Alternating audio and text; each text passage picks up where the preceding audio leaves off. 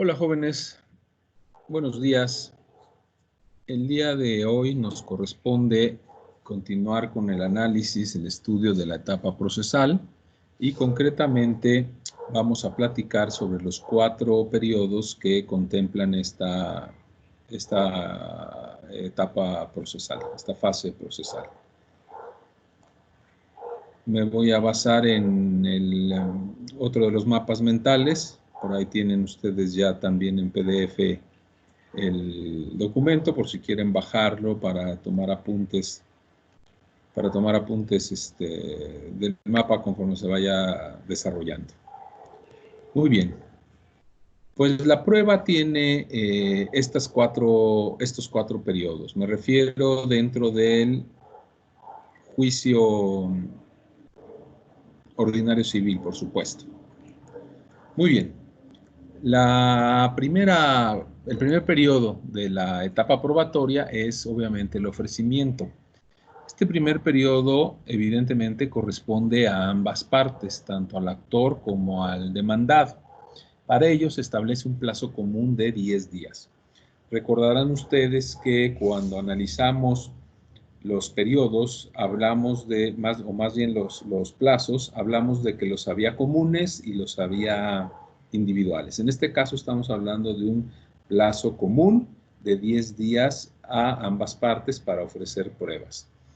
10 días a partir de que quedan debidamente notificados y ambas partes suelen quedar debidamente notificados en la audiencia previa y de conciliación, porque digamos que el último acto procesal que se realiza en esa audiencia es abrir el juicio a prueba.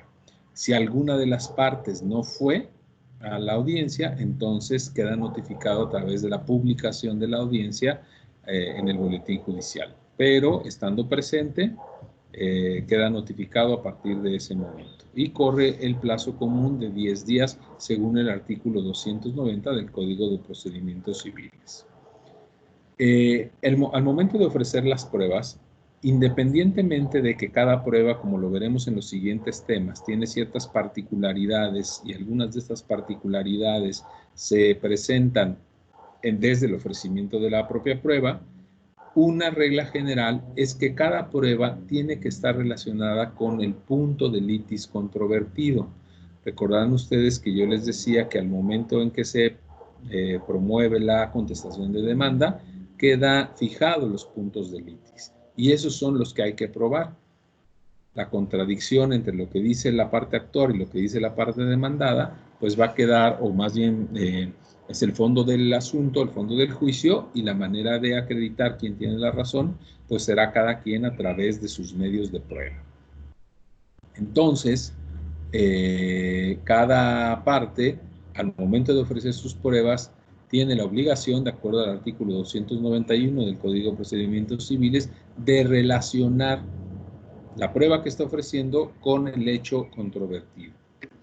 Por ejemplo, si yo ofrezco una prueba testimonial para acreditar que entregué una mercancía,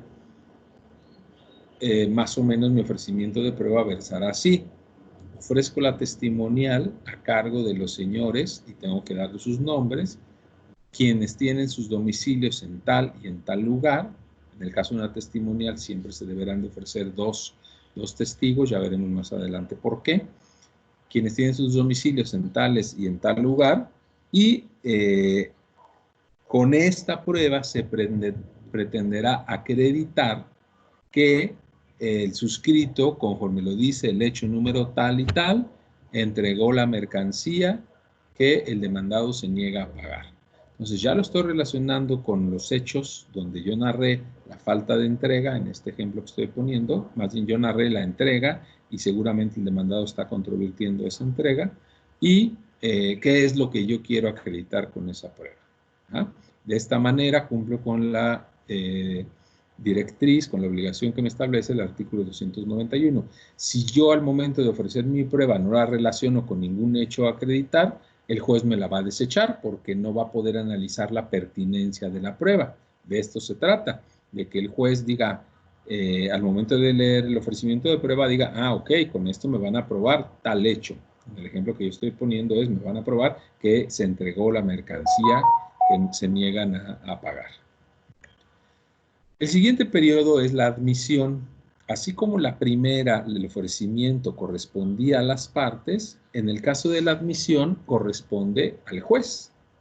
Analizará si las pruebas fueron ofrecidas conforme a derecho, en tiempo, si son pertinentes, si están debidamente relacionadas con los hechos a probar, y entonces al día siguiente en que termine el ofrecimiento de pruebas, el juez tendrá que estudiar y determinar si admite o no todas y cada una de las pruebas ofrecidas, según el artículo 298 también del Código de Procedimientos Civiles.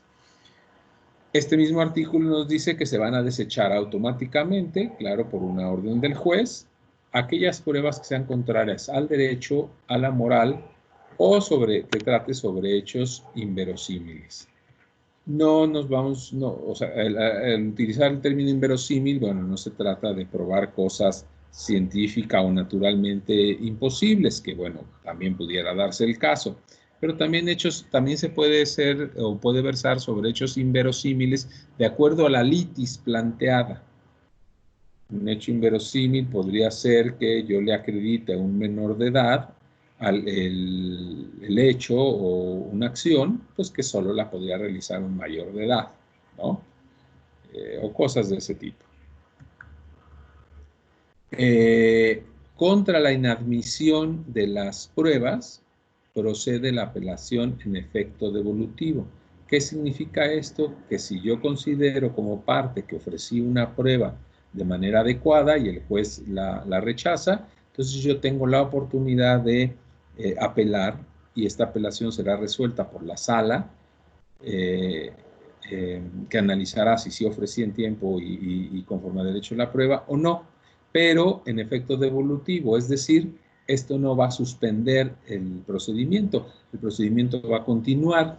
En el momento en que el juez admite las pruebas, va a señalar una fecha de audiencia para el desahogo de las mismas y si yo apelé por alguna prueba que no se me haya admitido, de todas maneras el procedimiento no se va a suspender, va a continuar hasta que en todas sus etapas, y cuando se desahogue la admisión de la apelación sobre la inadmisión de la prueba, pues se incluirá esta en una audiencia, probablemente una audiencia especial, si la apelación fue resuelta positivamente y se ordena la admisión, o simplemente se confirma el desechamiento de la prueba.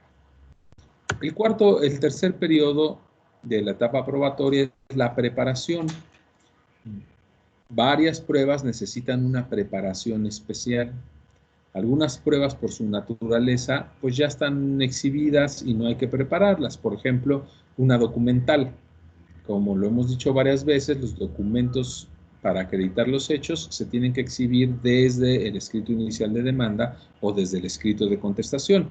Si ya se exhibieron en estos términos, pues en el momento de ofrecer la prueba documental, ya sea pública o privada, no hay mayor necesidad de prepararla, porque se desahogan, como dice la fórmula procesal que utiliza la mayoría de los jueces, es por su propia y especial naturaleza.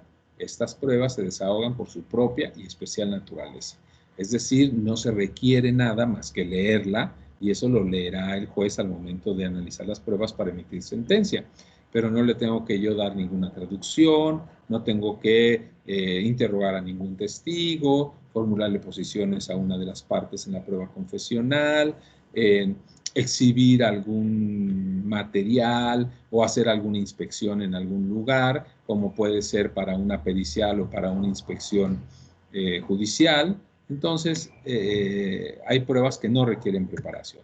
Aquellas que sí requieren preparación pueden ser, por ejemplo, la citación a las partes para una confesional. Citar a los testigos para el caso de la prueba testimonial.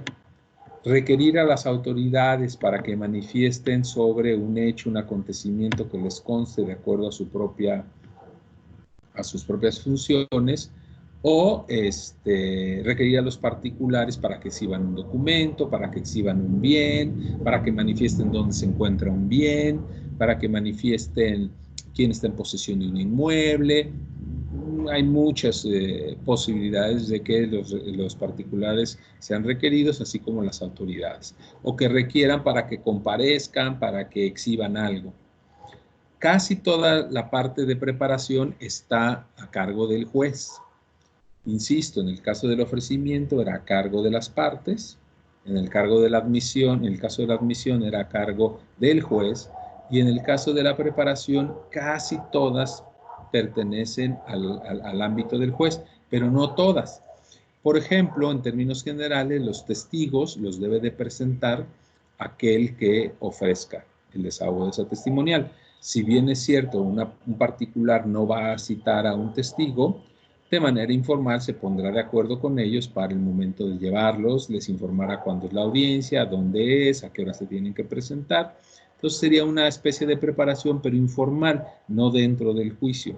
En cambio, si el juez tiene que citar al testigo, ahí sí, el juez tiene que hacer las cédulas, ordenar más bien que su personal haga la cédula correspondiente y que el actuario vaya y notifique con esa cédula al testigo para que se presente el día y la hora en que tenga que rendir su testimonio.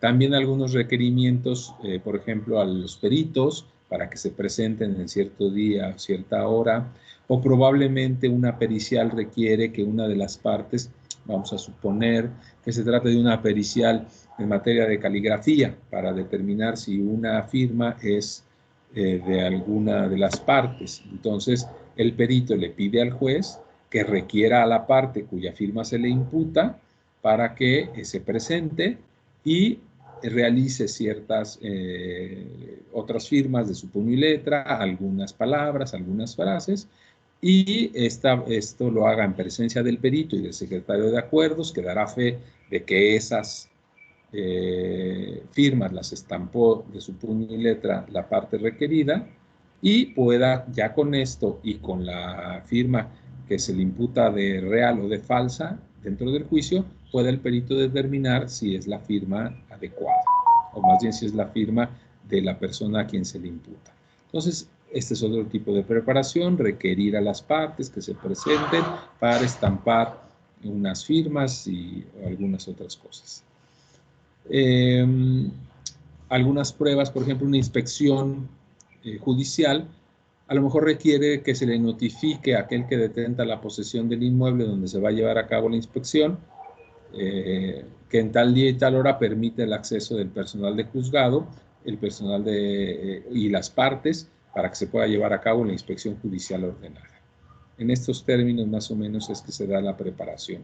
Y todas tendientes a que el día de la audiencia se desahoguen o se hayan desahogado previamente. Por ello, el cuarto periodo del que hablaremos es precisamente el desahogo de las pruebas. Estas se llevan a cabo, este desahogo se lleva a cabo en fecha designada, que es la audiencia de pruebas o la audiencia de juicio, la audiencia de desahogo de pruebas también llamada. Se lleva a cabo ante el secretario de acuerdos. ¿Por qué ante el secretario de acuerdos? Bueno, ya varias veces hemos manifestado que el secretario de acuerdos tiene la fe pública. Él es quien certifica que de tal o cual manera que se desahogaron las pruebas, se están llevando a cabo, se llevaron a cabo y por lo tanto harán prueba, porque es el secretario de acuerdos el que da fe de que las pruebas se hayan desahogado de manera presencial y de manera adecuada. Y cumpliendo las reglas. Cuando veamos en el siguiente tema cuáles son las reglas específicas de cada una de las pruebas, veremos que se tienen que cumplir para que al final el juez las pueda valorar de manera adecuada. Si las pruebas no fueron desahogadas de manera adecuada, pues el juez no les va a poder dar el valor que se les pretendía dar cuando se ofrecieron. En el desahogo de las pruebas, fíjense cómo el artículo 299 nos indica que pueden acudir las partes. No deben acudir las partes, pueden, es decir, es un derecho que tienen estar presentes mientras se desahogan las pruebas. Claro, habrá algunas pruebas que sí requieren la presencia de las partes, esto de manera obligatoria.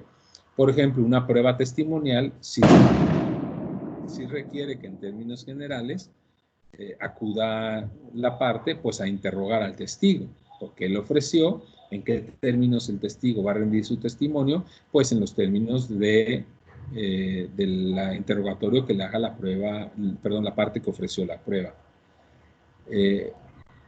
Si no acude la parte a interrogar al testigo, pues la prueba se va a desechar por falta de interés.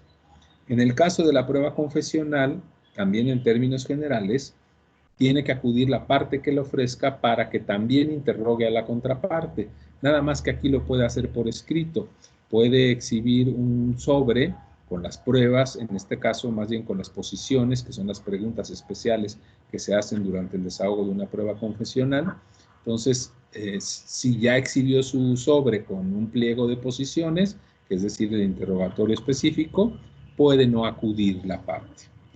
Entonces, la regla general es, en la audiencia pueden acudir las partes o no pueden acudir. Si no acuden las partes, se desahogan las pruebas, aquellas que estaban preparadas y aquellas que no requieran preparación. Si en el desahogo de las pruebas en la audiencia se desahogan todas las pruebas ofrecidas y debidamente preparadas, entonces se pasa a la siguiente etapa, que es la etapa de alegatos.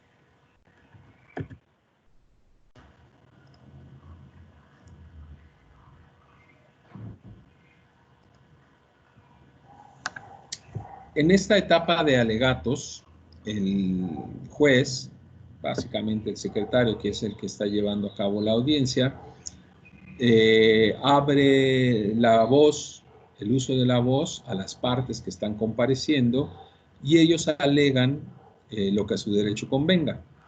La verdad es que lo más conveniente es hacer estos alegatos por escrito conforme sigue reglamentado nuestro juicio ordinario civil. Nuestro juicio ordinario civil está reglamentado para ser eminentemente escrito. Por lo tanto, los alegatos, hasta en tanto no cambie y se convierta en un juicio oral, yo les recomendaría a ustedes nunca hacerlos verbalmente, porque si bien es cierto, el Código de Procedimientos establece que tienen derecho a formular alegatos, si mal no recuerdo, hasta por media hora, también establece que el personal del juzgado no tiene ninguna obligación de tomar nota de lo que se esté alegando.